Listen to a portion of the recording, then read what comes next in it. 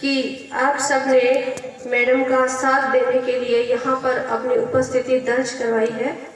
मैंने भी अभी कुछ ही समय पहले नेवडिया में ज्वाइन किया है। 4 तारीख की मेरी ज्वाइनिंग है। हमारी जो सरकार है उसमें पहले ये व्यवस्था थी कि 10वीं तक की कक्षा में जो संस्था प्रधान होता है उसे हेडमास्टर कहा जाता है, हेडमास्टर की पोस्ट होती है। और जो सीनियर स्कूल हैं उनमें जो संस्था प्रधान होता है उसकी पोस्ट का नाम प्रिंसिपल था, परंतु अब थोड़ा सा बदलाव किया गया है। गांव के अंदर जो पंचायत मुख्यालय है वहाँ पर जो सीनियर स्कूल होता है उस सीनियर स्कूल के प्रिंसिपल को एक अतिरिक्त जिम्मेदारी दी गई है जिसको कहते हैं PEEO, panchayat elementary education officer.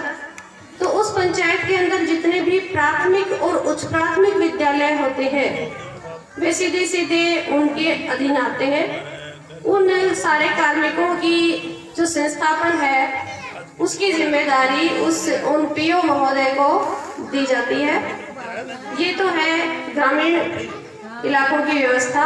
शहरी क्षेत्र की जो व्यवस्था है वह इस प्रकार है कि शहरी क्षेत्र में जो सीनियर स्कूल है उसको नोडल विद्यालय बनाकर और वहाँ का जो संस्था प्रधान है उसको नाम दिया गया है UCEEO।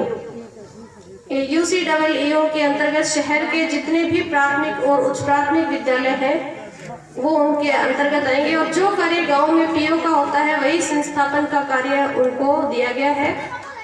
तो ये एक सामान्य सी जानकारी मैं आप लोगों को देना चाहती थी, क्योंकि मैं समझती हूँ शायद कुछ लोगों को इसका भान नहीं होगा।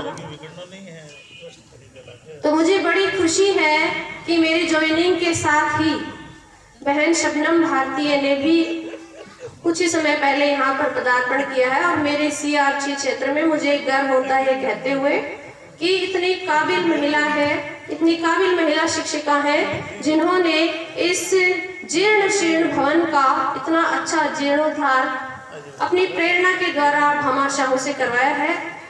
बहन जी, आप वास्तव में जितना आपको धन्यवाद दिया जाए उतना कम है। और निश्चित रूप से आप अन्य लोगों के लिए भी प्रेरणा स्रोत है। अन्य जो CRC क्षेत्र के अध्यापक अध्यापिकाएं हैं वे भी इस कार्य से, आपके इस कार्य से प्रेरणा लेकर अपने अपने विद्यालय में इसी प्रकार से भामाशाहों को प्रेरित कर सुविधाएं जुटाएंगे। देखिए, शिक्षा विभाग में कुछ ऐसा है कि बजट की थोड़ी सी कमी रहती है। सरकार जो बजट देती है उसमें क्या होता है कि बिजली का बिल है, टेलीफोन का बिल है। आजकल सारा जो काम है वो इंटरनेट के द्वारा होता है, तो इंटरनेट को यूज करने के लिए भी पैसा चाहिए, उसका भी बिल आता है। और आपने न्यूज़पेपर में पढ़ा होगा कि 1 अप्रैल से तो इनकी इंटरनेट की दरें भी बढ़ जाएंगी। तो सरकार जो बजट देती है उससे सिर्फ ये जो बिल है, पानी, बिजली, टेलीफोन, ये ही हम चुका पाते हैं। इसके अलावा यदि हमें अन्य प्रकार की सुविधाएं चाहिए, जैसे मैं आपको नेवडिया विद्यालय की जो अद्यतन स्थिति है वो बताती हूँ कि नामांकन इस बार वहाँ बढ़ गया है। वर्तमान में शाला दर्पण के ऊपर 925 बच्चों का नामांकन है और 357 वहाँ पर बालिकाएं अध्ययनरत है। सभी वर्गों से है, सभी जातियों से है। और जैसा कि मेरे पूर्व वक्ता भाई साहब ने कहा था कि गरीबों के बच्चे सरकारी विद्यालय में आते हैं, तो हम सब समर्पित हैं। समर्पण भाव से हमारा जो 9:30 से 4 बजे का समय है वह पूर्णतया विद्यालय में उपस्थित रहकर उन बच्चों को हम देते हैं। और साथ ही साथ विद्यालय व्यवस्था तो देखते ही हैं, उसके अलावा भी बहुत सारे लोग आते हैं। आय प्रमाण पत्र पर साइन करें, इस पर साइन करें, इसमें भी बच्चों का तो लॉस ही होता है, क्योंकि हम लोगों का, शिक्षकों का काफी समय उस कार्य में चला जाए जो वास्तव में हमारा मूल कार्य नहीं है। तो ये बात पत्रकार महोदय आप भी अपने माध्यम से सरकार तक पहुंचाएं कि जिन विद्यालयों के पास खुद के बच्चों को संभालने का ही बहुत बड़ा कार्यभार है उन्हें कम से कम इन कार्यों से तो वंचित करवाया जाए, किसी तरह से इसकी कोई और व्यवस्था की जाए।